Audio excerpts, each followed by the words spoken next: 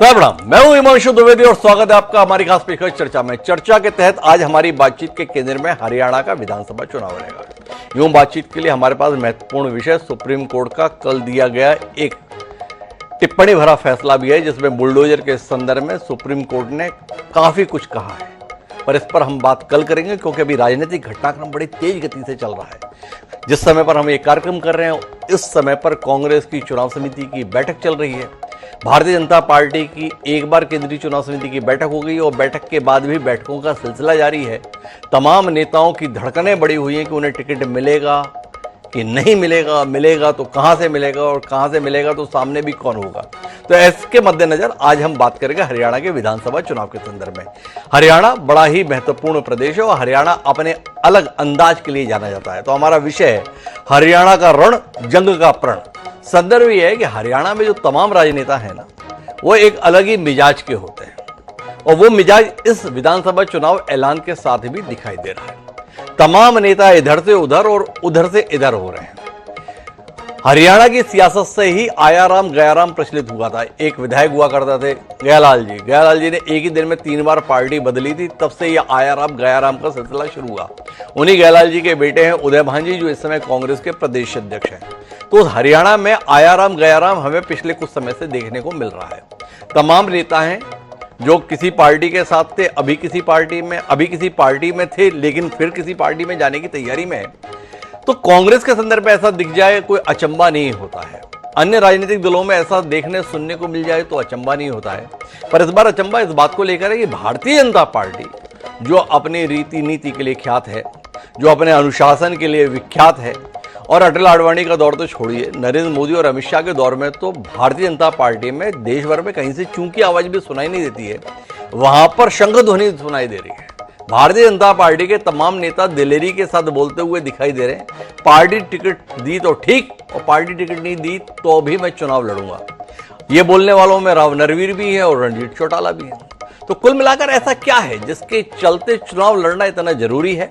जानने में दिलचस्पी इस बात को लेकर भी है कि भारतीय जनता पार्टी की केंद्रीय चुनाव समिति की बैठक माननीय नरेंद्र मोदी जी की मौजूदगी में हो जाने के बाद भी अभी तक टिकट की सूची सार्वजनिक क्यों नहीं हुई है? और कांग्रेस का दामन जिन तमाम नेताओं ने बतौर विधायक रहते हुए थामा, वो अपने भविष्य को लेकर इतने आशंकित क्यों हैं कि सोमवीर सांगवान से लेकर तमाम नेता ये बोल रहे हैं पार्टी ने टिकट दी तो ठीक और नहीं दी तो भी मैं चुनाव लड़ूंगा। देवेंद्र बबली एक बड़े नेता हुआ करते थे, मंत्री थे, वो कांग्रेस की टिकट मांग रहे थे। ताराचंद बावरिया जो प्रभारी महासचिव है कांग्रेस के, उन्होंने कहा कि आए थे पर हमने मना कर दिया। वो देवेंद्र बबली कल भाजपा की सत्ता ले ली है, वो लोग मानकर चल रहे हैं, वो भाजपा के प्रत्याशी भी हो जाएंगे। तो मामला दिलचस्प है। तो इसी दिलचस्प स्थितियों पर बात करेंगे। हमारे साथ इस दिलचस्प राजनीतिक परिदृश्य पर बात करने के लिए 4 खास मेहमान हैं। हमारे साथ में प्रोफेसर विदु रावल जी हैं, जो भारतीय जनता पार्टी अपने अनुशासन के लिए ख्यात है, उसके अनुशासन की धज्जियां उड़ रही हैं। तो इस पर हम बात करेंगे विदु रावल जी से। उनके साहस को सलाम करते हैं कि वो ऐसे विषय पर भी जुड़ने के लिए तैयार हो गए। हमारे साथ में बाल मुकुंद शर्मा जी हैं, प्रवक्ता हैं कांग्रेस पार्टी के। बड़ी उम्मीदों के साथ कांग्रेस इस बार मैदान में है, तो इसलिए जानेंगे बाल मुकुंद जी से कि लोग टिकट के लिए आ रहे हैं पर आप सीधे इंकार कर दे रहे, कैसे कर दे रहे हैं? जिसने पिछली बार चाबी अपने हाथ में रखी थी, इस बार चाबी और ताला दोनों उसके हाथ से दूर दिखाई दे रहा है। ऐसी जेजेपी पार्टी के प्रवक्ता के तौर पर डॉक्टर वीरेंद्र सिंधु जी हमारे साथ हैं और इन सबके बीच में खरी खरी कहने के लिए वरिष्ठ पत्रकार राजेंद्र जादौन जी भी एक लंबे अंतराल के बाद हमारे साथ जुड़े। आप सभी का स्वागत है। चर्चा की शुरुआत प्रोफेसर विदु रावल जी से ही करते हैं। और रावल जी, आपसे जानना चाहते हैं, क्या कहें आपसे, बाकी तो छोड़िए, आपके प्रदेशाध्यक्ष और मुख्यमंत्री ही परस्पर विरोधी बयान देकर हम लोगों की खबर बनाने में बड़ी मदद कर रहे हैं। वो अध्यक्ष जी बोलते हैं कि माननीय मुख्यमंत्री जी लाडवा से लड़ेंगे और मुख्यमंत्री बोलते हैं अध्यक्ष जी को क्या पता, मैं करनाल से ही लड़ूंगा। ऐसा परिदृश्य तो दूसरी पार्टियों में भी देखने को नहीं मिला। भाजपा की तो बात छोड़िए, आप स्वयं कितने हैरान हैं अपनी पार्टी के परिदृश्य से? थोड़ा रोशनी दीजिए ना प्रोफेसर विदु रावल जी। डॉक्टर साहब, आपको नमस्कार और आपके माध्यम से जो लोग हमारा शो देख रहे हैं उनको नमस्ते और विनम्र नमस्ते। हमारे जो साथी पैनलिस्ट हैं विभिन्न पार्टियों से, उनको भी देखिए, ये तो मीडिया द्वारा बनाया हुआ पूरा का पूरा प्रपंच। अच्छा, ये जो, हाँ, प्योरली मैं बताऊंगा आपको कैसे जी। ये कुछ इस तरह का मतलब कुछ इस तरह का बना कि प्रदेश अध्यक्ष जी और जो मुख्यमंत्री जी हैं उन्होंने अलग अलग कार्यक्रमों में जाना। लेकिन कुछ समय की इस तरह की बात बनी कि क्योंकि आप जानते हैं कि मॉडल कोड ऑफ कंडक्ट है और सारी चीजें हैं, उसमें जो व्यवस्थाएं होती है बड़ी सीमित हो जाती जी। और उस नाते से मुख्यमंत्री जी और प्रदेश अध्यक्ष जी 4 दिन लगातार एक साथ रहे, एक साथ खाया, एक साथ रहे, एक साथ मतलब ट्रैवल किया तो एक साथ किया कि वो एक ही हेलीकॉप्टर हम अफोर्ड कर पाए भारतीय जनता पार्टी, उस नाते से तो एक ही जगह रहे, एक सारी बातें हुई और उसमें भी आपने एक खबर बना ली, इसके लिए तो मैं मीडिया को सलाम करता हूं। देखिए कहा उन्होंने क्या था, मैं अगर जो नायब सैनी जी की बात कर रहा हूं, करनाल का रोड शो था, चारों तरफ लोग घिरे हुए थे और ऊपर से किसी मतलब नायब सैनी जी एक हाइट पर खड़े थे, नीचे से सवाल पूछे जा रहे थे और किसी ने ये सवाल पूछा जी क्या आप करनाल से चुनाव लड़ेंगे? हाँ मैं करनाल से भी चुनाव लड़ूंगा, ऐसा उन्होंने कहा। तो बोले नहीं आपके बारे में प्रदेश अध्यक्ष तो कह रहे हैं कि लाडवा से चुनाव लड़ेंगे। तो बोले जी प्रदेश अध्यक्ष का जिम्मेदारी मुझसे बड़ी होती है और चयन करने में उनकी जिम्मेदारी बड़ी है, ये भी उन्होंने कहा, उसी वक्तव्य में कहा, लेकिन उसको कन्वीनियंटली उसको हटा दिया गया विषय को। उन्होंने कहा उनको ज्यादा जानकारी है क्या कहते हैं, लेकिन मैं करनाल से भी चुनाव लड़ूंगा। फिर किसी ने कहा कि आप 2 जगह से चुनाव लड़ेंगे, तो इसके जवाब में उन्होंने कहा ये मेरी पार्टी तय करेगी कि मैं 1 जगह से लड़ूंगा, 2 जगह से लड़ूंगा, कहां से लड़ूंगा, लेकिन मैं तो 90 की 90 विधानसभाओं में पार्टी के लिए चुनाव लड़ूंगा। अब इसको भी आपने इस प्रकार का स्पिन दे दिया, आपने मतलब जो आपके साथी बिरादरी के लोग हैं, पत्रकार भाई हमारे साथी हैं, उन्होंने इसको भी ऐसा स्पिन दे दिया। हम लोग बड़े आश्चर्यचकित कि इतनी जबरदस्त कोऑर्डिनेशन एक प्रदेश अध्यक्ष और मुख्यमंत्री में, मतलब हमारी पार्टी में भी इस प्रकार की पद्धति रही है कि मुख्यमंत्री और प्रदेश अध्यक्ष का बड़ा जबरदस्त अच्छा समन्वय रहता है, लेकिन ऐसी तो इतना जबरदस्त अच्छी जोड़ी दोनों लोगों की, मतलब मेरे याद में तो हरियाणा की जब से राजनीति शुरू हुई है, जब से हरियाणा बना ऐसा तो कोई मुख्यमंत्री और प्रदेश अध्यक्ष का कोई पेयर रहा ही नहीं होगा। कई बार ऐसा भी हुआ कि मुख्यमंत्री ही प्रदेश अध्यक्ष होगा, लेकिन उस समय भी इतना बढ़िया समन्वय नहीं होता होगा जितना आज समन्वय है। एक मिनट रोकिए प्रोफेसर विदुर रावल जी, आपने तो बड़ा कमाल का स्टेटमेंट दे दिया। ये मतलब सुभाष बराला और मनोहर लाल खट्टर के संबंध परस्पर इतने बढ़िया नहीं थे जितने मोहन जी के और नायब सैनी जी के हैं, और धनखड़ जी और मनोहर लाल खट्टर जी का भी साथ इतना मस्त नहीं था जितना नायब सैनी और मोहन जी का। ये आपके अधिकृत स्टेटमेंट है ना, भारतीय जनता पार्टी के सम्मानीय प्रवक्ता कार्यक्रम में बोल रहे हैं भैया जितना बेहतर समन्वय अभी है ना पहले कभी देखने को नहीं मिला। तो माने ना खामखा में हम गलत मानते थे कि सुभाष बराला और मनोहर लाल खट्टर जी तो एक ही हैं, गलत थे हम, एक तो असल अब आए हैं, ऐसे ही आप समझा रहे हो ना? डॉक्टर साहब मैं फिर से रिपीट कर देता हूं ताकि अगली बार कोई और प्रवक्ता आकर यह आरोप न लगाए कि आपने बातों को घुमाया। मैं फिर से रिपीट कर देता हूं, सुभाष बराला जी और सुभाष बराला जी से पहले लगभग 1.5 महीने तक रामविलास जी और मनोहर लाल, इनके संबंध बहुत अच्छे रहे हैं, बहुत मधुर शानदार रहे हैं।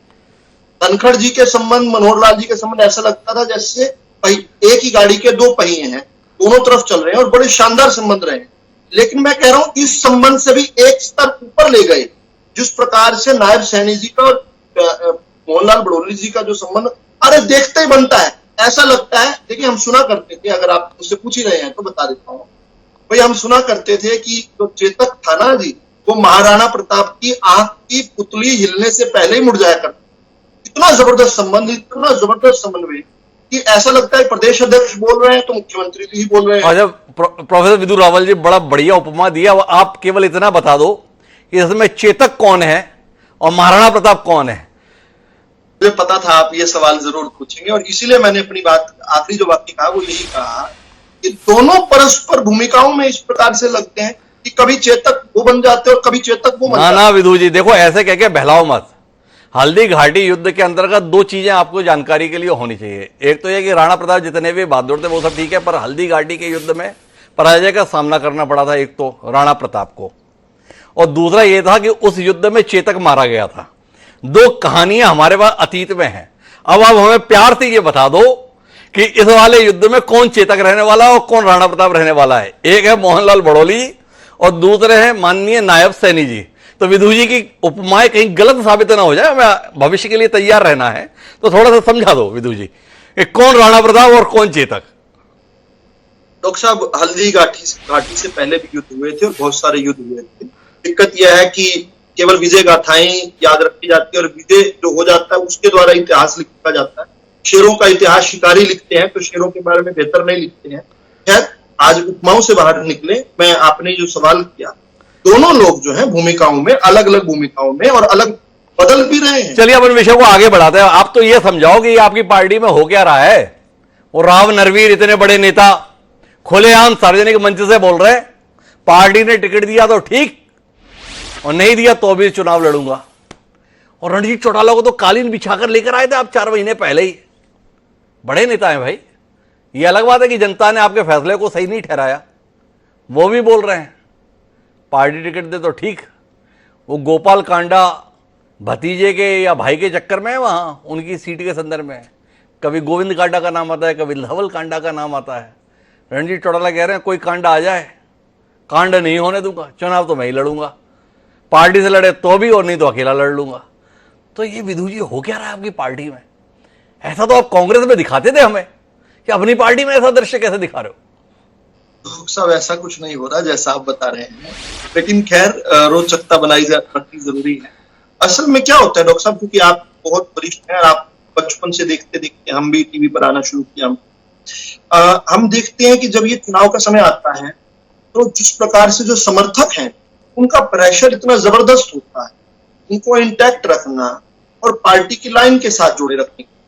कई बार जो है इस प्रकार के बयान दिए जाते हैं, उसका मतलब ये नहीं होता, हालांकि समय समय पर ये नेता खुद भी खंडन कर देते हैं। ये स्पष्ट तौर पर जो है राव नरवीर जी का बयान जो है उसको देखते ही ये समझ आता है। मेरी उसके बाद बात भी हुई राव साहब से, उन्होंने भी कहा कि नहीं इस प्रकार का मतलब नहीं था, लेकिन समर्थकों को कई बार जो है ना उनको संतुष्ट करना होता है और उनको हर प्रकार के तैयार रखना। और एक आखिरी सवाल लेता हूं फिर आगे बढ़ता हूं। मेरे साथ में बालमुकुंद जी हैं। ये समर्थकों को जो भी समझाया राव नरवीर ने वो तो ठीक, पर पार्टी ऐसे कैसे दबाव में आ गई? आज हमने तस्वीरें देख रहे हैं, राव नरवीर जो बोल रहे थे कि पार्टी टिकट दे तो ठीक, नहीं तो निर्दलीय लड़ लूंगा, वो माननीय अमित शाह जी के साथ बैठे हुए दिखाई दिए हैं। ये पार्टी को क्या हो गया भाई? ऐसा धमका दे पार्टी को और उसके बावजूद भी साथ बैठा हुआ दिखाई दे जाए, ऐसा हमने अतीत में देखा नहीं। विधु जी आपने भी नहीं देखा होगा वैसे, हमारी तो बात छोड़िए। मैंने खूब देखा, मैंने खूब इसलिए देखा क्योंकि राव साहब को बहुत सालों से जानता हूं। वो 1996 में एक है प्रदेश में मंत्री बन चुके थे, भारतीय जनता पार्टी के वरिष्ठ नेता रहे हैं, हमारे प्रदेश उपाध्यक्ष हैं। हमारी सरकार जब पहली बार बनी थी तो एक बड़े महत्वपूर्ण महत्व के वो मंत्री भी रहे हैं, इस नाते से हमारे बड़े महत्वपूर्ण नेता हैं। तो ये कोई मेरे लिए तो अचरज का विषय नहीं था। हालांकि उसी सीट से जो और लोग जो चुनाव लड़ना चाहते हैं वो भी मेरे दो दोस्त हैं, जिनके सामने वो चुनाव जो है जो 3 प्रत्याशी वो भी दोनों मेरे दोस्त हैं। एक तो मेरे साथी हैं जो टीवी पर दिखते भी हैं, आते भी हैं, जवाहर यादव, मनीष यादव मेरे साथ, हमने युवा मोर्चा में लंबे समय काम किया। तो ऐसा नहीं है डॉक्टर साहब की चीजें जितनी दिखाई जा रही है, ये सिर्फ फॉर द मूवमेंट जिसको कह सकते हैं। अभी समय जिस प्रकार का है उसके अनुसार हम चीजों को देख रहे हैं, लेकिन परिप्रेक्ष्य से बाहर हटकर देखें। परिप्रेक्ष्य से बाहर हटकर देखें, विधु जी भी समझ नहीं पा रहे करें क्या। कर तो उनके नेता ही रहे ना, और राव नरवीर इतने बड़े नेता हैं, कब से बेचारे विधु रावल जी उनको देखते आ रहे, पर विधु जी को भी नहीं पता है कि इतने बड़े नेता होते हुए भी वो मैदान में क्यों नहीं उतारे थे पार्टी ने, अगर इतने ही सब कुछ बड़े बड़े और बढ़िया बढ़िया थे 2019 के चुनाव के संदर्भ में। जी कुछ कहना चाह रहे विधु जी? हमने एक नए युवक को अवसर दिया था, हमने 2019 में एक नए युवक को अवसर दिया था और उसने शानदार प्रदर्शन, तो 96,000 वोट लेकर बने। तो उम्मीद करें वो शानदार प्रदर्शन वाले को फिर मौका मिलने जा रहा है, राव नरवीर इंतजार करें। ये पार्टी का विषय है। ये क्या हो गया? आप तो तुरंत पलट गए अपनी बात से। पर हम बालमुकुंद जी के पास चलते हैं और बालमुकुंद जी से जानना चाहते हैं, बालमुकुंद जी परिदृश्य क्या दिखाई दे रहा है यार आपको? और आपकी पार्टी को भी धमकाने वालों की कमी नहीं है, क्या कहते हैं आप? ये धमकी कितना असर डालेगी आपकी संभावनाओं पर? मैं ये कहना चाहता हूं, कांग्रेस पार्टी के जो कार्यकर्ताओं की लंबी फहरिस्त है, लेकिन कांग्रेस पार्टी में प्रजातांत्रिक व्यवस्था की पालना होती है, वहां लोगों की आवाज सुनी जाती है। जैसे आपने कहा कि अमित शाह के पास तो कोई चू नहीं कर सकता, लेकिन इसमें एक चीज मैं आपको बताना चाहता हूं, चौधरी धर्मवीर सिंह हैं, राव इंद्रजीत सिंह हैं, अरविंद शर्मा हैं, रमेश कौशिक हैं, आज कार्तिकेय शर्मा हैं, ये जितने अशोक तंवर हैं, जो लोग आज बीजेपी के एक सिरमौर बने हुए हैं, वो सब लोग कांग्रेस से गए हैं, यानी कि इनके पास अपना कुछ नहीं था जी। और उसके बाद जो धमकी देने वाले लोग हैं वो भी इधर इधर से इकट्ठे किए गए लोग ज्यादातर इसमें जी। कांग्रेस में जो अनुशासन है और जो कांग्रेस की प्रजातंत्री व्यवस्था जिस तरीके से आगे बढ़ती है वो दूसरी पार्टी में देखने को नहीं मिलेगा। क्योंकि जिन हमने अनुशासन सीखा है, जब हम जंग आजादी की लड़ाई लड़ रहे थे अंग्रेजों के साथ, हमारा वो अनुशासन है। हम जन सेवा की जो भावना हमारे अंदर खून में बसी हुई है, हम वहां से निकले हुए लोग हैं जिन्होंने उस समय जब हम आजादी की लड़ाई लड़ रहे थे, हमें नहीं पता था कि अब देश आजाद कब होगा और किस तरीके की व्यवस्था देश में होगी। हमने देश आजाद हुआ, पंडित जवाहरलाल नेहरू महात्मा गांधी के नेतृत्व में आजादी की लड़ाई जब लड़ी गई थी, देश आजाद हुआ और देश को जिस तरीके से हमने आगे बढ़ाया, चाहे वो हरित क्रांति हो, चाहे वो सफेद क्रांति हो, आईटी क्रांति हो, संचार क्रांति हो, इसरो का गठन हो, देश को परमाणु संपन्न राष्ट्र बनाना हो, पाकिस्तान के 2 टुकड़े करने हो, बैंकों का राष्ट्रीयकरण करना हो, बहुत लंबी दूरी तक तय करके देश को हम अभी विकसित राष्ट्र की श्रेणी में जब देश जाने लग रहा है, वो कांग्रेस का योगदान है। वहां प्रजातांत्रिक व्यवस्था रहा, यहाँ की प्रजातांत्रिक व्यवस्था ये क्या है? यहाँ तो ये भी तो होना चाहिए ना कि अपने कार्यकर्ताओं को नेता बनाए, ये लोग अपने लोगों को नेता बनाए। अरे बाल मुकुंद जी, थोड़ा क्या है, आपने तो इतने पीछे चले गए और अपनी उपलब्धि बताने लगे, और प्रजातंत्र के जनक आप हैं। और देखो प्रजातंत्र आपको कितना भारी पड़ रहा है, और अगर आपको नहीं समझ में आ रहा है तो रावदान सिंह से मिलकर देखो, वो प्रजातंत्र किरण चौधरी के चलते कितना आपको भारी पड़ा। और अतीत के चुनावों में भी कांग्रेस के पास लंबी फेरिस्त है। कांग्रेस के अंदर में कहा यह जाता है कि प्रतिद्वंदी बाद में निपटाता है, पहले कांग्रेस ही तसल्ली से कांग्रेस को निपटा देता है। वह एसआर के ब्रिगेड को लेकर बड़े डरे डरे से रहते थे। तो अपन मुद्दे पर आते हैं और जानना आपसे ये चाहते हैं कि अभी भी वो तमाम लोग जो कांग्रेस के दरवाजे पर दस्तक दे रहे थे, उनकी आवाजें मुखर रूप से आ रही हैं। ये देखो, टिकट देते हो तो ठीक, और नहीं देते हो तो भी अपनी टिकट अपने पास रखो, मैं तो मैदान में आ ही रहा हूं। यह ऐलान कितना भारी पड़ेगा। और सबसे ज्यादा बेइज्जती तो देखो ताराचंद बावरिया जी की हुई। आपने देखा कि नहीं देखा? वो प्रभारी महासचिव, उन्होंने कहा था हम किसी सांसद को चुनाव नहीं लड़ाएंगे। शैलजा जी ने कहा मैं तो लड़ूंगी। क्या कहते हो? ये प्रजातांत्रिक व्यवस्था है। देखिए, अभी तक कोई टिकट फाइनल हुई नहीं हरियाणा में जी। जब टिकट फाइनल होगी तब हम आपके सामने होंगे और हर सवाल का जवाब देंगे। कांग्रेस की प्रक्रिया है प्रजातांत्रिक व्यवस्था में, जो चीज कांग्रेस पार्टी के राष्ट्रीय अध्यक्ष खड़गे जी, राहुल गांधी जी, श्रीमती सोनिया गांधी जी और हमारी सीईसी, वो पैनल फाइनल करेगा, वो व्यक्ति चुनाव लड़ेगा। तब आप हमसे ये पूछ सकते हैं कि कौन लड़ेगा कौन नहीं लड़ेगा। बिल्कुल ठीक बात कही बाल मुकुंद जी। तो फिर ताराचंद बावरिया कौन होते हैं? पहले से ही कहने वाले कोई सांसद चुनाव नहीं लड़ेगा। ताराचंद बावरिया को धैर्य रखना था ना। जो फैसला खड़गे जी को, राहुल जी को, सोनिया जी को लेना था, वो बावरिया जी ने सुना दिया, कोई सांसद चुनाव नहीं लड़ेगा। बताओ, बेइज्जती हो रही है। और शैलजा जी बोल रही है मैं तो लड़ूंगी। क्या कहते हो आप? वो अधिकृत है, वो इस चीज के लिए अधिकृत है। 2 तरह की हमारी जो सीसी पैनल, हमारा जो टिकट देने का पूरा मैं तरीका, 2 बार हारे हुए को नहीं देंगे, जमानत जब्त वाले को नहीं देंगे, इसको देंगे, इसको नहीं देंगे जी। वो हम तय करते हैं। उस नॉर्म में तय करने में ये बात भी सर्वसम्मति से आई कि भाई एमपी चुनाव नहीं लड़ेगा। ये स्टेट के व्यू थे और ये लेकर के हम जाएंगे सीसी में राष्ट्रीय अध्यक्ष के साथ। अच्छा बाल मुकुंद जी, ये बताओ, ये जो स्टेट ने तय किया, ये रणदीप सुरजेवाला और शैलजा जी हरियाणा स्टेट में आते हैं या इनको आपने स्टेट से बाहर निकाल दिया है? अगर परिपक्वता है तो कांग्रेस पार्टी में हम परिपक्व प्रजातंत्र के रूप में परिपक्व पार्टी है। बाल मुकुंद जी, थोड़ा विषय पे भी तो बोल लो ना। क्या आप सिद्धांत की बात कर रहे हो? हम व्यवहारिकता का सवाल कर रहे हैं। आपने ये बताया कि हमारे प्रदेश के स्तर पर सर्वसम्मति से तय हुआ कि सांसद चुनाव नहीं लड़ेंगे। 2 सांसद हैं आपके यहां, बड़े नेता हैं, राष्ट्रीय महासचिव है, आपको तो पता होगा। एक का नाम कुमारी शैलजा है, दूसरे का नाम रणदीप सुरजेवाला है। तो हमारा सवाल आपसे इतना ही था कि इन दोनों को क्या हरियाणा से बाहर कर दिया गया है? क्योंकि अगर सर्वसम्मति थी तो फिर जाकर रणदीप और शैलजा जी की भी सहमति होनी चाहिए थी। तो शैलजा जी तो खुल के बोल दी, कौन होते ताराचंद बावरिया, मैं तो लड़ूंगी चुनाव हाईकमान से अनुमति लेकर। तो थोड़ा सा आप बताओ ना, कहां चूक गए आप? वो करना है और राष्ट्रीय नेतृत्व तो अगले 2-3 दिन में सक्षम है, वो कर देंगे फैसला और जो आदेश होगा वो लोग चुनाव में जाएंगे। हमारे जंगी घोड़े मैदानों में तैयार है। हम तो बैरकों में रहते ही नहीं, मैदानों में रहते हैं हम लोग। तो जंगी घोड़े जो मैदान में तैयार हैं, तो एक मैदान में कितने घोड़े उतर जाएंगे? पार्टी के टिकट पर एक उतरेगा और बाकी भी दाएं बाएं उतर ले, कोई दिक्कत नहीं है, प्रजातंत्र है। बाकी उनकी मदद करेंगे। आप देखना, आपके सामने है। अनुशासन के मामले में हमारा कोई सानी नहीं है। हम अनुशासित पार्टी हैं और हमारे अनुशासित सिपाही हैं, उसमें कोई सानी नहीं। हमारा भाजपा की तरह नहीं करते हम लोग। हमारे यहाँ ऐसे कोई धमकी दे देगा तो वो राष्ट्रीय अध्यक्ष से नहीं मिल सकता जी। तो कुल मिलाकर शैलजा जी ने जो बोल दिया वो अनुशासन का परिचायक है। सोमवीर सांगवान अगर बोल रहे हैं तो वो अनुशासन का परिचायक है। ये सब अनुशासन के दायरे में ही आता है। नहीं, शैलजा जी ने अपनी इच्छा व्यक्त की है। अपनी इच्छा व्यक्त तो मैं भी करूंगा ना आपके सामने। अगर आप मुझे पूछो, मैंने 2 जगह से अप्लाई कर रखा है, जींद से भी और सफीदों से भी। मैं चुनाव लड़ना चाहता हूं, फैसला पार्टी करेगी। ये अनुशासनहीनता तो नहीं हुई। मैं राष्ट्रीय चैनल पर बोल रहा हूं। मैं आपके राष्ट्रीय चैनल में बोल रहा हूं, मैं जींद से भी टिकट मांग रहा हूं, शहीदों से भी मांग रहा हूं, और मैं कोशिश भी कर रहा हूं। फैसला पार्टी ने करना है भाई। बाल मुकुंद जी के संदर्भ में कहा नहीं ना ताराचंद बावरिया ने कि आपको टिकट नहीं देंगे और फिर भी आप बोल रहे हो, पर शैलजा जी के संदर्भ में तो बोल दिए ताराचंद बावरिया जी किसी सांसद को नहीं लड़ाएंगे, इसलिए आपसे सवाल करना पड़ रहा है, ऐसा क्यों हो रहा है?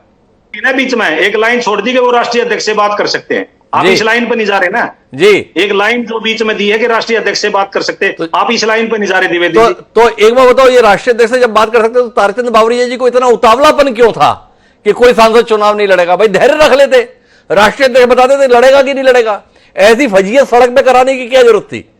उनकी अपनी ड्यूटी है, वो अपनी ड्यूटी निभा रहे हैं जी। वो ये बात कहना भी उनकी ड्यूटी का हिस्सा है, उन्होंने कहना पड़ेगा। उन्होंने वो जो सीसी जो प्रदेश की पीसीसी में बात फैसला हुआ है वो सार्वजनिक करनी पड़ेगी। अच्छा, ये तो ताराचंद बावरिया जी ने जो कहा है वो क्या जो हुड्डा जी और उदय भाई जी ने लिख के दिया था वो कहा है, इसलिए दिक्कत आई है?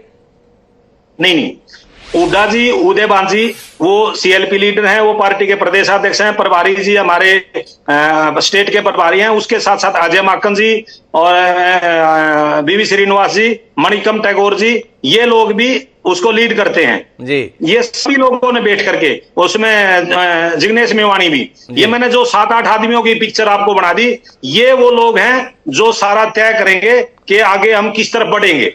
उसके बाद फिर राष्ट्रीय पद पर जाएंगे, वहां खड़गे जी राष्ट्रीय स्तर पर तो पहुंच गए, कल बैठ लिए 49 सीटों पर, बाकी पे अभी बैठ रहे हैं। लेकिन मुझे जाना है डॉक्टर वीरेंद्र सिंधु के पास, लेकिन विधु रावल जी को लग रहा है उनके पास बोलने के लिए इस मौके पर ठीक ठाक मौका है, तो वो चौका लगाना चाहते हैं। जी विधु जी, क्या कहना चाहते हैं बाल मुकुंद जी के लिए?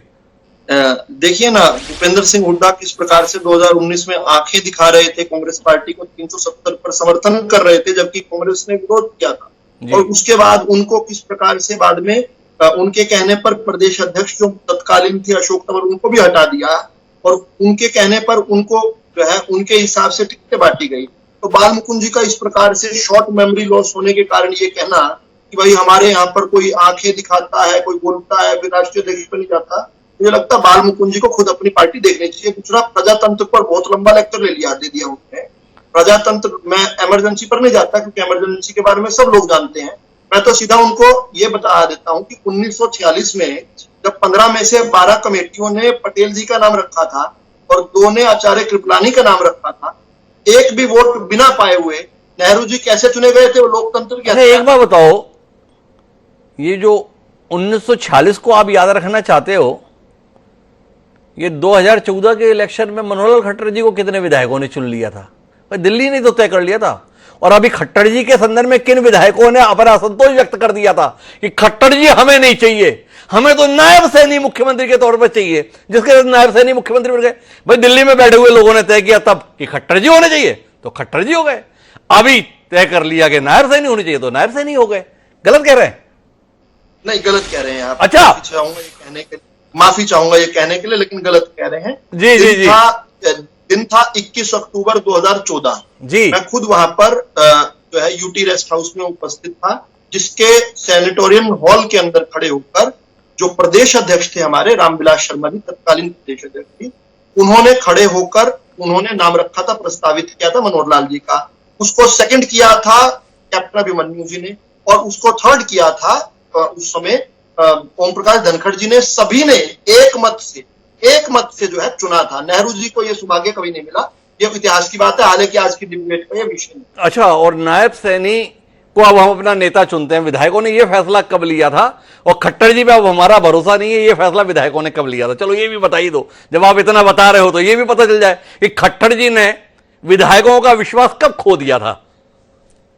नहीं, विधायकों का विश्वास नहीं खोया था, विधायकों का विश्वास और ज्यादा प्राप्त करके उनकी पदोन्नति हुई, उनको एक नई भूमिका मिली, और चौधरी नायब सिंह सैनी जी को 12 मार्च 2024 को हमने सबने देखा कि सबने समर्थन किया। हमारे जो साथी लोग थे, कुछ जो निर्दलीय थे, उन्होंने भी समर्थन किया। विधु रावल जी, कभी नेताओं से मुलाकात कीजिएगा और उनसे पूछिएगा मुख्यमंत्री रहना चाहते हैं या केंद्र में मंत्री रहना चाहते हैं, आपको पदोन्नति और पदावनति का फर्क पता चल जाएगा।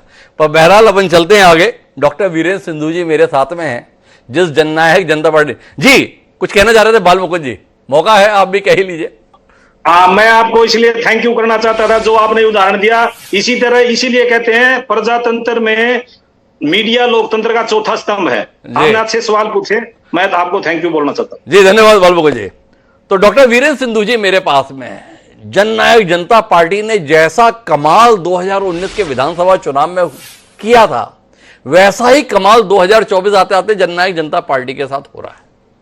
जननायक जनता पार्टी में अब कौन रह गया है, इसको लेकर पेचीदगी है। तो जानना यह डॉक्टर वीरेंद्र सिंधु जी कि कितनी उम्मीद भरी निगाहों से कांग्रेस और भाजपा की ओर आप देख रहे हैं, क्योंकि जो आपके साथ है वो सब तो कांग्रेस और भाजपा में अपनी उम्मीद पूरी करते हुए देख रहे हैं। चाहे वो देवेंद्र बबली हों, चाहे अनूप धानक हों, चाहे जोगी राम सियाग हों, चाहे राम कुमार गौतम हो, सबने अपनी उम्मीदें दूसरी जगह देख ली हैं। आप किन किन पर उम्मीद लगाए हुए हैं? विधायकों के नाम आपने लिए, जोगी राम सियाग का नाम लिया, बबली का नाम लिया, बाकी और विधायकों में जिसमें आपने नाम लिए, रामकरण खाड़ा वगैरह, ये सारे वो विधायक थे जो पहली बार भारतीय जनता पार्टी छोड़ के किसी अन्य पार्टी कांग्रेस को छोड़ के हमारे पास आए थे और जननायक जनता पार्टी के टिकट पे चुनाव जीते थे। क्योंकि जिन पार्टियों में ये थे, चाहे वो भारतीय जनता पार्टी है, चाहे वो जननायक जनता पार्टी से अलग कांग्रेस पार्टी है, उन पार्टियों में इनको किसी भी तरह का स्थान नहीं दिया गया। और आज भी जो टिकटें मिलेंगी वो हर आदमी अपने बेटे के लिए चुनाव की टिकटें मांग रहा है। जयप्रकाश अपने बेटे के लिए लड़ रहे हैं, टांगे अपने बेटे के लिए लड़ रहे हैं, क्योंकि उन पार्टियों में या तो पैसों से टिकट मिलती है या दूसरे तरीके अपने बच्चे परिवार के लोगों को टिकट मिलती है। लेकिन जननायक जनता पार्टी ही हरियाणा की एकमात्र ऐसी पार्टी है जो हरियाणा के लोगों को, युवाओं को, महिलाओं को मौका देती है आगे बढ़ने के लिए। और भारतीय जनता पार्टी 2014 से आपने देखा किस तरीके से कहां से लोग कांग्रेस से लिए, वो पार्टियों से लिए, उन्होंने हरियाणा में सरकार बनाई। इसी तरह आपने लोकसभा चुनाव में देखा किस तरीके से एक दिन पहले में नवीन जिंदल को, रणजीत चौटाला वगैरह को लिया। सेम इतने बुरे हालात भारतीय जनता पार्टी के आज के दिन है कि एक भी सीट पूरे हरियाणा में एक भी ऐसी सीट नहीं है जो भारतीय जनता पार्टी के मुख्यमंत्री को ये ढूंढने पे मिल जाए कि वहां से उनका चुनाव सेफ है। इसीलिए आज के दिन भी वो दरबार खोले बैठे हैं। और आपने बताया किस तरीके से नेता धमकी देके, राहुल नरवीर का आपने एग्जाम्पल दिया, नेता धमकी लेके जबरदस्ती से उन्हें टिकट ले रहे हैं और लेने में कामयाब भी हो जाएंगे, क्योंकि इतने बुरे हालात भारतीय जनता पार्टी। वीरेंद्र सिंधु जी ये बताओ कि ये देखो परिवार के अपने बच्चों के आगे तो सोच ही नहीं पाते कांग्रेस के नेता हो चाहे बीजेपी के नेता हो, पर आपकी पार्टी जो है ना बच्चों के चक्कर में नहीं रहती, बिल्कुल नहीं रहती। वो खामखा में लिखा हुआ है नैना चौटाला के बेटे का नाम दुष्यंत चौटाला है, और वो नैना चौटाला के बेटे का नाम दिग्विजय चौटाला भी है। ये लोग चुनाव नहीं लड़ेंगे ना, क्योंकि आप तो बच्चों को टिकट देते नहीं हो, परिवार को टिकट नहीं देते हो, आप परिवार से इतर जाके टिकट देते हो। पक्का है डॉक्टर साहब, दोनों में डिफरेंस समझिए। हाँ। हम कभी भी हरियाणा के हितों को छोड़ के परिवार के हितों को आगे नहीं बढ़ाते। जैसे ही पीछे थे दिग्विजय चौटाला जी ने पिछली बार विधानसभा का चुनाव नहीं लड़ा, अदरवाइज वो विधानसभा के सदस्य पिछली लहर में हो सकते थे, लेकिन उन्होंने चुनाव नहीं लड़ा। लेकिन ये वो नेता हैं जो हरियाणा के हितों को और पूरे हरियाणा को, कांग्रेस पार्टी को या भारतीय जनता पार्टी को, सिर्फ अपनी पार्टी के लिए, उनको कोई मतलब नहीं हरियाणा में सरकार अब आए 5 साल बाद आए, 10 साल बाद आए, 15 साल बाद आए, लेकिन उनको सिर्फ और सिर्फ मतलब है कि उनके बेटे का राजनीतिक भविष्य सुरक्षित रहे। अच्छा एक बार बताओ वीरेंद्र जी, इतने कमाल की आपकी पार्टी है, इतना हरियाणा के हितों के संदर्भ में रक्षा करने वाले आप लोग हो, हरियाणा की चिंता अगर करते हो तो केवल आप ही लोग करते हो। और देखो नायब सैनिक को तो एक सीट नहीं मिल रही 90 में से, पर मैं तो अचंभित रह जाता हूं जब लोकसभा चुनाव के परिणामों पर दृष्टि डालता हूं। और इतना हरियाणा के विकास के लिए समर्पित रहा चौटाला परिवार, जेजेपी संगठन, जेजेपी की सरकार में हिस्सेदारी के बाद ये हरियाणा के लोग कैसे हैं? आपको 1% वोट भी नहीं दिए, ऐसा क्यों हुआ आपके साथ में? इतना बुरा व्यवहार हरियाणा के लोगों ने आपके साथ क्यों किया? ये हरियाणा के लोगों को ऐसा करना चाहिए क्या? देखिए, मैं इसमें हरियाणा के लोगों की तारीफ करूं। हरियाणा के लोग ना वो एनडीए गठबंधन का हिस्सा है, उनको पता है ना वो प्रधानमंत्री नरेंद्र मोदी को बनाना चाहते हैं, ना राहुल गांधी अन्य किसी के साथ जाना चाहते हैं। इसीलिए हरियाणा के लोगों ने जननायक जनता पार्टी को लोकसभा चुनाव में वोट नहीं दिया उनको। अच्छा एक बात बताओ वीरेंद्र जी, जब इतना राजनीतिक चातुर उनके पास में है तो फिर आप इतने नासमझ क्यों निकले कि ऐसे नाजुक मौके पर लोकसभा चुनाव के समय पर आप गठबंधन से बाहर निकल गए? जब हरियाणा के लोग इतने समझदार हैं तो आपने इतना नासमझी का परिचय क्यों दिया? जो ऐसी बेइज्जतीपूर्ण स्थितियां बनी, चुनाव भी क्यों लड़े? और सभी जगह ये आ रहा है 0.87%। किसका? जेजेपी का। कौन जेजेपी का? जिसके 10 विधायक थे 5 साल पहले। उसी पॉइंट परसेंट की जो बात कर रहे हैं 10 विधायक थे, आप 8 अक्टूबर को दोबारा से गिन लीजिए, चाबी भी हमारे पास रहेगी, इससे ज्यादा विधायक हमारे आएंगे और सचेत वही हमने चुनाव लड़ा और जो परिस्थितियां थी आपको भी पता, हरियाणा के लोगों की जागरूकता की वजह से मैं राजेंद्र जी के पास जाऊं उससे पहले डॉक्टर वीरेंद्र सिंधु इतना जरूर बता दो कि ये जो विधायक आपके आएंगे वो जेजेपी के कार्यकर्ता होंगे, वो आएंगे या फिर से आपकी उम्मीद भाजपा की ओर मतलब विधु जी की ओर है या बाल मुकुंद जी की ओर है, जिनको ये अपने यहां किसी लायक नहीं पाएंगे उनको आप टिकट देकर मैदान में उतारते दिखाए जाएंगे? को लोकसभा की टिकट नहीं देंगे, एक दिन पहले आई हुई किरण चौधरी को हम राज्यसभा नहीं भेजेंगे, 2 दिन पहले आए हुए किसी आदमी को हम टिकट नहीं देंगे।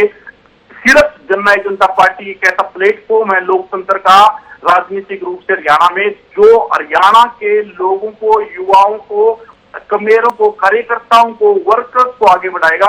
हर एक टिकट जननायक जनता पार्टी के मजबूत कार्यकर्ताओं को मिलेगी, इस बार को आप लिख लीजिए। तो कुल मिला के डॉक्टर वीरेंद्र सिंधु बता रहे हैं और विधु जी आप बिल्कुल निश्चिंत रहो और बाल मुकुंद जी आप भी निश्चिंत रहो। आप ये चिंता मत करना कि जिसको आप टिकट नहीं दे रहे हो उसको वीरेंद्र जी टिकट देने वाले अपनी पार्टी से। किसी कांग्रेसी को और किसी भाजपाई को अब टिकट नहीं दिया जाएगा जेजेपी के द्वारा, क्योंकि रातों रात जो लोग आ जाते हैं उसको टिकट नहीं देती जेजेपी। ये हमको डॉक्टर वीरेंद्र सिंधु जी बता रहे हैं। पर राजेश यादव जी, हम आपसे ये जानना चाह रहे हैं, ये वीरेंद्र सिंधु जी की बात पर आप खुद कितना एतबार कर पा रहे हैं? जो वीरेंद्र जी कह रहे हैं दुष्यंत जी ऐसे ही करने वाले हैं, दिग्विजय भी इनकी बात मानने वाले हैं? नहीं, देखिए ऐसा है कि गारंटेड कुछ भी नहीं है जी, और सभी दलों का चरित्र एक जैसा हो चुका है जी। वो किसी भी तरह से सत्ता हासिल करना चाहते हैं। अब जेजेपी का पिछला देखिए 2019 में वो कहते थे कि भारतीय जनता पार्टी इस बार यमुना पार भेज देंगे और भारतीय जनता पार्टी के खिलाफ ही वो मैदान में थे और उन्होंने भारतीय जनता पार्टी के खिलाफ वोट मांग के ही 10 सीटें हासिल की और वक्त आया जब उनको सत्ता की शेयरिंग करनी थी तो वो भारतीय जनता पार्टी के साथ चले गए। तो जब इतना बड़ा फैसला भारतीय जननायक जनता पार्टी इतना सैद्धांतिक फैसला, एकदम सिद्धांत पलट फैसला कर सकती है, तो फिर अब ये कैसे माने कि वो दूसरे दलों के जो नेता आएंगे जो निराश होकर लौटेंगे दूसरे दलों से, कांग्रेस, भारतीय जनता पार्टी या कुछ और अन्य दलों से, तो उनको ये टिकट नहीं देंगे। उनको लगेगा कि ये सत्ता की सीढ़ी बन सकता है, कोई भी जो कांग्रेस, बीजेपी से या कहीं से भी आने वाले हैं और वो सत्ता की सीढ़ी बन सकते हैं, तो मुझे लगता है कि फिर इनको कोई गुरेज नहीं होगा टिकट देने में, टिकट दे ही देंगे।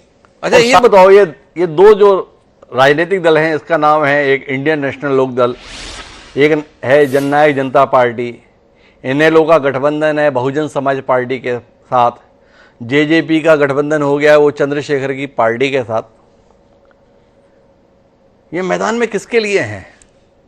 कांग्रेस को सत्ता में लाने के लिए हैं, भाजपा को सत्ता में लाने के लिए हैं, या खुद को सत्ता में लाने के लिए हैं? क्या देख रहे हैं बतौर पत्रकार आप? नहीं, वो तो देखिए ऐसा है कि यहाँ भारतीय जनता पार्टी तो गैर जाट की राजनीति करती है हरियाणा में, तो मुझे लगता है कि दलित इनसे नाराज हो गया। अब दलित नाराज हो गया क्योंकि वो एक, ये कहते हैं वो र्यूमर थी और कुछ कहते हैं कि भारतीय जनता पार्टी के नेता कह रहे थे कि तीसरी बार मोदी सरकार तो संविधान बदल देंगे। तो लगता है कि दलित नाराज हैं और जाट तो भारतीय जनता पार्टी के साथ तो उतने मन से है नहीं। तो मुझे लगता है कि ये जो गठबंधन है ये कांग्रेस को ही थोड़ा हल्का करने का काम करेगा। अच्छा, एक बार बताओ, ये आप कैसे कह रहे हो कि गैर जाट की राजनीति भारतीय जनता पार्टी करती है? भाई राज्यसभा में भेजने की बात आई, 2 जाट नेताओं को राज्यसभा में भेजा हुआ है। सम्माननीय सुभाष बराला जी भी राज्यसभा में हैं। बंसीलाल जी, आधुनिक हरियाणा के निर्माता की पदवी जिन्हें दी जाती है, उनकी पूरी विरासत के साथ में किरण चौधरी, श्रुति चौधरी आ गई है भाजपा में। और देखो, भारतीय जनता पार्टी ने किरण चौधरी को भी भेज दिया। देवीलाल दूसरे पर्याय हैं जाट राजनीति के संदर्भ में देश में।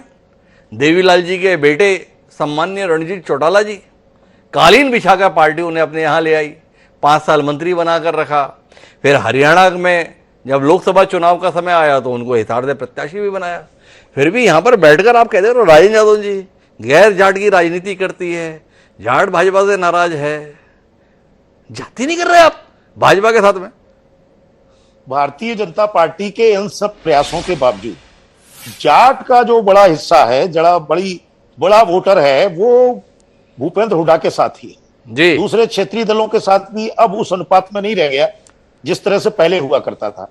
तो अब यह है कि जाट वोट पर किस तरह से और बंटवारा उसका बढ़ाया जाए।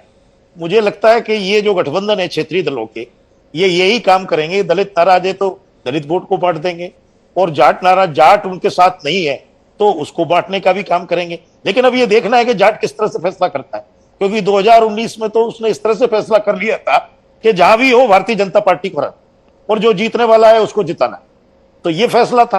तब भी वो सुभाष बराला उनके साथ थे, ओपी धनखड़ भी उनके साथ थे, और तमाम जाट नेता जो है, अब ऐसे तो वैसे उन्होंने जो है जाट नेताओं को अपने साथ जोड़ा है। रणजीत चौटाला भी है और दूसरे भी हैं, सुभाष बराला जी हैं, किरण चौधरी जी भी आ गई, पर लगता नहीं कि बहुत ज्यादा फर्क पड़ने वाला है।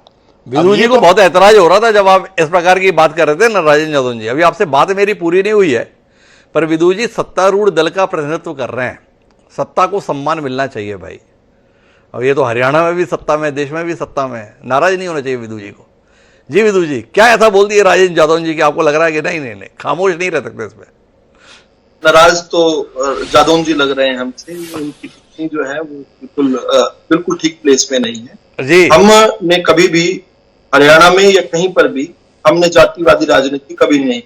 हम तो उन परंपराओं से निकल कर आए, भूल से भी जाति पंथ की ना बात हो, भाषा प्रांत के लिए कभी न रख बात हो, कूट का बड़ा गड़ा है, फोड़ कर बढ़े चलो, संगठन गढ़े चलो, सुतंत्र पर बढ़े चलो। हम उन महान परंपराओं से हैं, लेकिन उनको मैं तथ्यात्मक तौर पर भी करेक्ट कर जादव साहब को। 2014 में हमने 90 में से 27 सीटें जो है जाट समाज में पैदा हुए जो लोग थे, अलग अलग कार्यकर्ता थे, उनके पास गई थी। वो जाट होने के कारण गई थी नहीं गई थी ये विषय नहीं है। 27 सीटों पर उम्मीदवार जो है, यानी कि 30% हमने उम्मीदवार जो है जाट थे। और जब हमारी सरकार बनी थी तो 45 में से 22 महकमे जो थे वो उन लोगों के पास से जो जाट समाज में पैदा हुए, क्योंकि अपनी उनकी इस प्रकार की मेरिटोरियस थे। धनखड़ जी थे, अभिमन्यु थे, और केंद्रीय मंत्री उस समय याद करें तो उस समय भी जो है हरियाणा से जो केंद्रीय मंत्री थे वो मैं केंद्रीय राज्य मंत्री नहीं, मंत्री जो थे उस समय वीरेंद्र सिंह जी थे। तो इसलिए इस प्रकार का लेवल हम पर तो मत पाइए। अच्छा एक बार बताओ विदु जी, वो तो सब ठीक है, 2014 में आपने इतने दिए, 2019 भी तो साथ में बोलो ना, चुनाव अब 2024 का है, उससे पहले 2019 भी आया। 19 में भी कमोवेश यही स्थिति रही, चाहे 19 में सरकार बनी तो दुष्यंत चौटाला जी मुख्यमंत्री थे। भाई कितने टिकट दिए थे भाई? 27 आंकड़ा देखो आपने कितनी दमदारी से बताया कि देखो 2014 में हमने 27 जाट कम्युनिटी में पैदा हुए लोगों को प्रत्याशी बनाया था। तो थोड़ा सा पता चल जाए ना 2019 में कितनों को बनाया था। आंकड़े स्पष्ट रहने चाहिए। आप जैसा सुधी प्रवक्ता हो ना तो फिर जाकर आंकड़ों में हेरफेर नहीं होना चाहिए। आप देखिए ना, जेपी दलाल जी भी उसमें मंत्री रहे। हमने संख्या पूछी, अब आप नाम बताने लगे।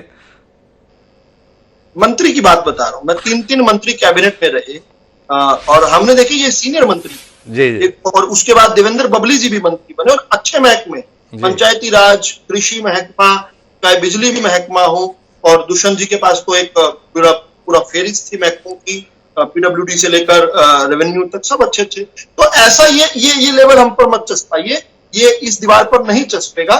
ठीक है, ये मजा आता होगा जाट और नॉन जाट की बात करने के लिए। भारतीय जनता पार्टी को हरियाणा का जाट, उत्तर प्रदेश, पश्चिम उत्तर प्रदेश का जाट और राजस्थान का जाट एक मुश्त होकर वोट करता है, लेकिन वो जाट बनकर नहीं, राष्ट्रवादी होकर, क्योंकि जाट एक बहुत राष्ट्रवादी है और वो राष्ट्रवाद के प्रति। चलिए, इस पर बाल मुकुंद जी भी कुछ हस्तक्षेप करने जा रहे हैं। बाल मुकुंद जी की बात भी हमें सुननी है। जी बाल मुकुंद जी, ऐसा मान लिया जाता है कि हुड्डा जी की राह इसीलिए अटक जाती है कि वो जाट में उलझ कर रह जाते हैं, क्या कहते हैं? नहीं, कांग्रेस की तो ये विचारधारा ही नहीं है, लेकिन जो दूसरे साथी कह रहे हैं, भाजपा तो हर जगह बंटवारा करती है। अकेले देश में हिंदू मुसलमान का बंटवारा करके उत्तर प्रदेश में जाटों को डराते हैं कि अगर बीजेपी के साथ नहीं आओगे तो आपको मुसलमानों से खतरा है। यहाँ नॉन जाट को डराते हैं कि अगर आप बीजेपी के साथ नहीं आओगे तो आपको जाटों से खतरा है। ये तो हर जगह करते। यहाँ तो छोड़ो आप जाट, ये तो पति पत्नी में झगड़ा करवाते हैं। मुस्लिम महिलाओं को कहते हैं कि आप भाजपा को वोट दो, और उनके जो पति हैं उनको आगे इनको हम जेल में डाल देंगे, आप हमें वोट दो। ये पति पत्नी में झगड़ा कराते हैं। इनका हर जगह काम है। उत्तर दक्षिण का ये झगड़ा करवाते हैं। ये तो चलो एक इनकी फितरत है, हम किसी का डीएनए नहीं चेंज कर सकते, लेकिन प्रजातंत्र में इन चीजों के लिए कोई स्थान नहीं है। प्रजातंत्र में जो आज मैं कहना चाहता हूं, सेवा भाव से राजनीति जो लोग करते हैं वो कांग्रेस पार्टी करती है। ये लोग तो कहीं की ईंट कहीं का रोड़ा, भानुमति ने कुंभा जोड़ा, ये राजनीति का कोई सिद्धांत थोड़ा नहीं है। आप सेवा की राजनीति करते हो, फिर भी मेवा आपके हिस्से में क्यों नहीं आ रहा है भाई?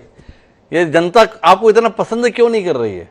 फिर भी लोग भाजपा को ही पसंद क्यों करते हैं? ना ना ना ना ना ना ना ना द्विवेदी जी, आज भाजपा ने 10 साल में 2 मुख्यमंत्री बदल रहे। हमने इस हरियाणा में बताता हूं, जितने भाजपा का टोटल शासन रहा है उतना तो हमारे 3 मुख्यमंत्री हो रहा। भूपेंद्र सिंह हुड्डा का उनसे ज्यादा टर्नओवर रहा है, चौधरी भजनलाल का ज्यादा टर्नओवर रहा है, अकेले बंसीलाल जी का 3 मुख्यमंत्री दिए, जिनका 13 साल 10 साल कार्यकाल है, 13 26 और 10 36 साल। कांग्रेस ने हमेशा शासन किया है। मेवा की सेवा की बात ना आपने, मैं एक बात आपसे निवेदन जरूर करना चाहता हूं, आप परस्पर तोलिए, एक तराजू लेकर के फिर तोलते हैं। अब कांग्रेस पार्टी तो क्या करती है? कांग्रेस पार्टी तो काम करती है, काम के बदले वोट डालती है। हमने पिछले 2004 से 14 हम सत्ता में रहे और 14 से 24 ये सत्ता में है। हमने 4 जगह पावर प्लांट लाए, खेतगढ़ में, खानपुर कला में, जाडली में, यमुनानगर में, इन्होंने एक भी पावर प्लांट नहीं लगा। हमने 19 यूनिवर्सिटी बनाई हरियाणा में, मीरपुर, श्रीमती इंदिरा गांधी के नाम से मीरपुर यूनिवर्सिटी, रणबीर यूनिवर्सिटी, खानपुर कन्या गुरुकुल को हमने ये महिला विश्वविद्यालय बनाया, Chaudhary Chhoturam technical university, 19 university Chaudhary Bansilal के नाम पे। इन्होंने कितनी यूनिवर्सिटी बनाई? हमने चारों तरफ रेल की लाइन बिछा दी। हमने जींद से लेकर के सोनीपत तक नई रेल लाइन निकाल दी, पानीपत से रेवाड़ी निकाल दी, दिल्ली से सीधा Hisar via Hansi rail line निकाल दी। हम तो काम करते हैं। अरे लेकिन फिर भी आपका काम क्यों लग गया? जब आपने इतना सब काम किया था तो 2014 में क्यों हरियाणा की जनता भाजपा को लेकर आ गई? भगवान राम और ये जाति की राजनीति, इसके बारे में हम हाथ जोड़ करके, इन लोगों ने काम के आधार पर बात करते, ये राम मंदिर उठा ले आए, ये राम मंदिर की यात्रा निकाल रहे। भाई एक राजनीतिक दल का मंदिर बनाने का काम है। पंडित जवाहरलाल नेहरू जब देश के प्रधानमंत्री बने, पहली रात को हमने फैसला किया हम बांध बनाएंगे, हमने फैसला किया कि हम हरित क्रांति लेके आएंगे, लोगों को भूखा नहीं सोने देंगे। हमने फैसला किया कि बच्चों को प्रोटीन चाहिए, न्यूट्रिएंट चाहिए, विटामिन चाहिए, सफेद क्रांति लेके आए। हमने फैसला किया कि देश को आगे बढ़ाना, IT क्रांति लेके आए, संचार क्रांति लेके आए। हम लैपटॉप जब लेके आए थे, इन्होंने विरोध किया था जब राजीव जी उनको लेके आए थे। हमने तो क्रांतियां, जितनी इस देश में क्रांति हुई, यहां तक सफेद क्रांति, राजनीतिक क्रांति, IT क्रांति, संचार क्रांति, इलेक्ट्रॉनिक क्रांति, वो तो कांग्रेस के देन में। ये बताओ कौन सी एक क्रांति? अच्छा एक बार बताओ आप, बालबू जी आपने बताया 2014 में तो सरकार इसलिए बना गए कि ये लोग राम जी का मंदिर बनाने की बात कहे थे। अब 2024 हो गया, मंदिर बन भी गया। जब मंदिर बनाने के नाम पर सरकार बना लिए तो अब तो मंदिर बनाकर भी दिखा दिए, फिर से सरकार तो नहीं बना ले जाएंगे? कुछ ऐतराज था आपका बालमुकुंद जी की बात पर? बड़ा हैरान करने वाली बातें करते हैं जी। रुक जाइए बालमुकुंद जी, रुक जाइए जी। बड़ा हैरान करते हैं ये अपनी बात पे। काम नहीं कारनामे करते थे। इनके कारनामे गिनवाऊंगा तो समय नहीं बचेगा। बाकी इन्होंने जहां DNA की बात कही, वो DNA से अगर इनकी बात शुरू करें तो जिन लोगों ने देश का विभाजन करके देश के टुकड़े टुकड़े कर सत्तासीन हुए हों, वो लोग यहाँ पर हिंदू मुस्लिम की बात कर रहे हैं। अरे हिंदू मुस्लिम भाजपा थी क्या 1947 में?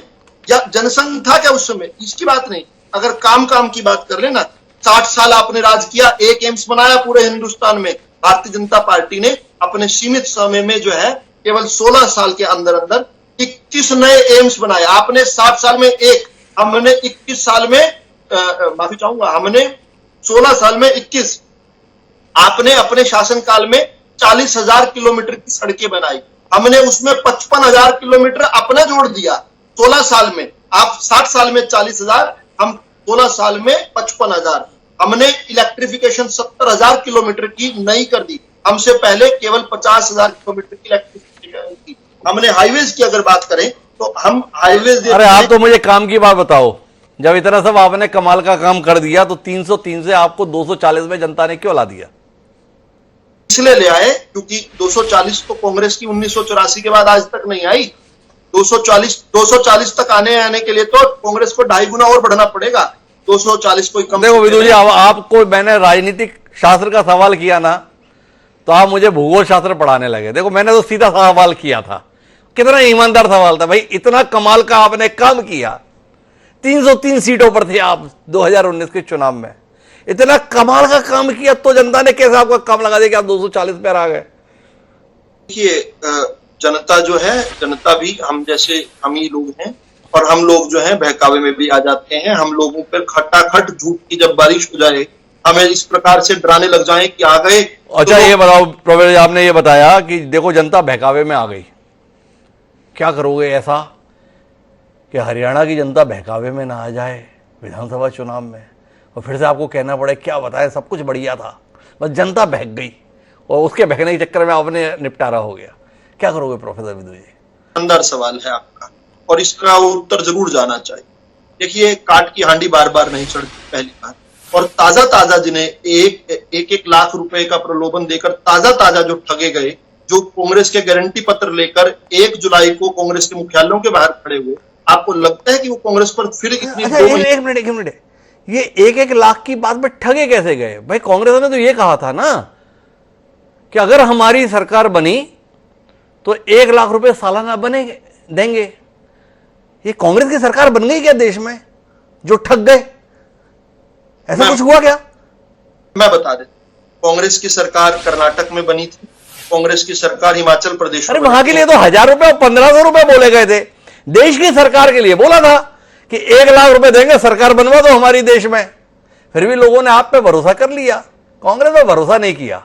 अब आप ये बताओ कि कांग्रेस ने ठग कैसे दिया? हम भी समझना चाहते हैं इस बात को। ठग ऐसे लिया कि बाल मुकुंद जी के साथ हिमाचल से आकर लोग जो हैं 2022 में चंडीगढ़ में प्रदर्शन किया करते थे पेट्रोल और डीजल का रेट बढ़ने पर। कांग्रेस की सरकार आई हिमाचल प्रदेश में, आते ही 3 रुपए प्रति लीटर डीजल और 3 रुपए प्रति देखो यार विदु रावल जी, आप बड़ी गड़बड़ कर रहे हो। फिर मुझे 2014 में जाना पड़ेगा। उस समय पर आपने हमें बताया था, हम भी उस फेर में थे, 35 रुपए में डीजल और पेट्रोल मिलेगा। तब से इंतजार कर रहा हूँ, गाड़ी मैंने पेट्रोल पंप पे खड़ी रखी है कि जब भी 35 रुपए हो जाएगा तभी पेट्रोल डलवाऊंगा। अभी तक आपने किया नहीं। तो जो आपको 2022 याद है ना, हम लोगों को 2014 भी याद है, थोड़ा याद रखिएगा आप। बाल मुकुंद जी के पास वापस चलता हूँ। आवाज आपकी आना बंद हो गई थी, आपका समय मैंने विदु जी को नहीं दे दिया, आपकी आवाज नहीं आ रही थी। तो आप बाल मुकुंद जी कुछ कहना चाह रहे थे, अपनी बात पूरी करें क्योंकि मेरा समय भी पूरा हो रहा है जी। मैं ये कहना चाहता था, देश के जो आंकड़े देश के सामने जब हम प्रस्तुत करते हैं, जब देश आजाद हुआ, पहली किरण हमने देखी अंग्रेजों की नीति के तहत। हमारी उस समय हमारे पास इतने साधन और संसाधन नहीं थे। अंग्रेजों ने एक ऐसी नीति पैदा कर दी जिससे देश के 2 टुकड़े हुए, और ये लोग अंग्रेजों के साथ थे उस समय। मैं कहीं आंकड़ों में गलत हो तो आप मुझे टोक सकते हो द्विवेदी जी, मैं पूरा आपका सम्मान करता हूं। लेकिन उन्हीं बातों को, ये पहले दिन से हम लोग तो विकास पर चले गए, बांध बनाते रहे, हम लोग जो ने देश में विकास करवाते रहे, देश को आगे बढ़ाते रहे। ये लोग चर्चा चुगली में लगे रहे, मुस्कुत करते रहे, देश को मिसगाइड करते रहे। ऐसी चीज जिसके हम जिम्मेवार नहीं है उसके लिए हमारे आरोप लगे। ये अंग्रेजों की मुखबरी करते रहे, ये कहते रहे कि अंग्रेजों का राज अच्छा है, और हमने कहा हम अंग्रेजों को भगाएंगे। भारत छोड़ो आंदोलन में इन्होंने हमारा साथ नहीं दिया। हमने जिस आंदोलन के जिस भी पटल पे महात्मा गांधी जी ने कोई भी आंदोलन किया, आप बताइए कहां?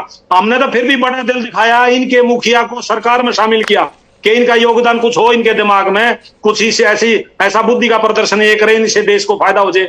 हमने तो सब लोगों को सरकार में शामिल किया, इतना बड़ा दिल दिखाया। ये इतना बड़ा दिल दिखा सकते हैं जो हमने दिखाया उस समय, पंडित जवाहरलाल नेहरू जी ने दिखाया। श्यामा प्रसाद जी मुखर्जी हमारे देश में आंतरिक मामलों के मंत्री थे। देखो भाई, इन्होंने इतना बड़ा दिखाया कि जब संयुक्त राष्ट्र संघ में भाषण देने की बात आई तो अटल बिहारी वाजपेयी को भेजने का फैसला कांग्रेस के नेतृत्व वाली सरकार ने ही करके दिखाया, ठीक है। लेकिन वैसे ही अटल बिहारी वाजपेयी जब बीमार पड़े तो उनके इलाज के लिए डेलीगेशन बनाकर भेजने का काम भी राजीव गांधी ने करके दिखाया। तो जरूरत आने पर सब अपनी अपनी भूमिका निभाते हुए दिखाई देते हैं। महत्वपूर्ण बात यह है कि हरियाणा में चुनाव दिलचस्प है। जो हमारा आज का विषय था वो विषय ये था कि कमाल इस रूप में दिख रहा है कि हर व्यक्ति मैदान में उतरने के लिए बेताब दिख रहा है। पार्टी उसे मैदान में उतार दे तो ठीक है, और पार्टी ना भी उतारे तो भी उसे मैदान में तो उतरना है। और ये मैदान में उतरने के जो वजह है, उसका वजह ये है कि निर्दलीय भी ठीक ठाक तरीके से जीत कर आ जाते हैं और सत्ता में ठीक ठाक हिस्सेदारी पा जाते हैं। तो जानने में दिलचस्पी रहेगी कि इस बार वो कौन लोग हैं जो सत्ता में हिस्सेदारी की अभिलाषा लिए पार्टी छोड़कर भी मैदान में उतरने का दम दिखाएंगे। उसमें कितना दम प्रोफेसर साहब की पार्टी से दिखाएंगे और कितना दम बाल मुकुंद जी की, और उस समय पर डॉक्टर वीरेंद्र सिंधु जी कितनों को गले लगाएंगे, जानने में हमारी दिलचस्पी रहेगी। तो ऐसी बैठक, ऐसी चर्चा हम आगे भी करते रहेंगे, पर आज के लिए इतना ही। आप सभी मेहमानों का बहुत बहुत धन्यवाद इस दिलचस्प राजनीतिक चर्चा का हिस्सा बनने के लिए।